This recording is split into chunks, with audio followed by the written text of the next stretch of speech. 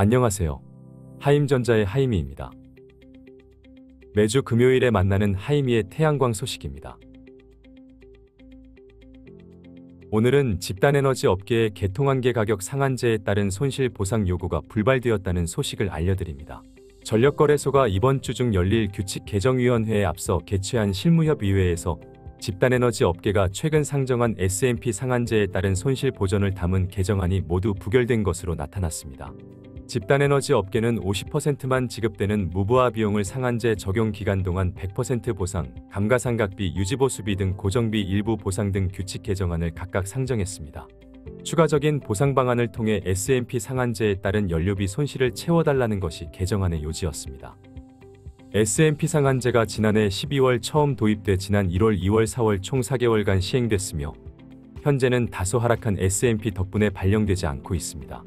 업계가 추산한 S&P 상한제 효과는 4개월간 2조 원 정도입니다.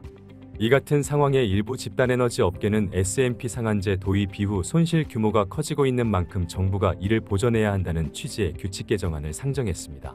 지난해 S&P 상한제 도입에 앞서 국무조정실 규제개혁위원회는 S&P 상한제로 인한 기업의 손실을 보전하라고 권고한 바 있기 때문입니다.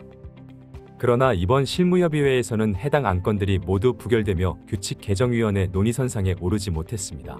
전력당국은 반대 의견을 낸 이유로 집단에너지 업계의 손실은 연료비를 반영하지 못하는 열요금 탓인 만큼 전력에서 이들의 손실을 채워줄 수 없다는 입장을 전했습니다.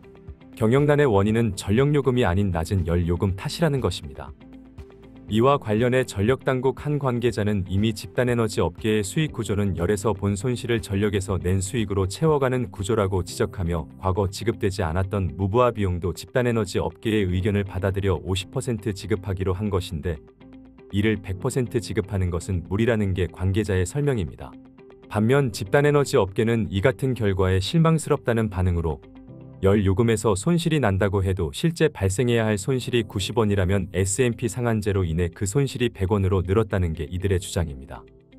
한 관계자는 S&P 상한제 도입 이후 적자를 본 기업까지도 나오는데 실무협의회가 보상안을 전부 부결시킨 것은 상당히 실망스러운 일이라며 한전이 4개월간 상한제를 통해 회수한 금액이 2조 원 정도인데 이들 보상안으로 인한 보상 규모 100억 원 정도도 주지 못하겠다는 것은 이해할 수 없다고 말했습니다.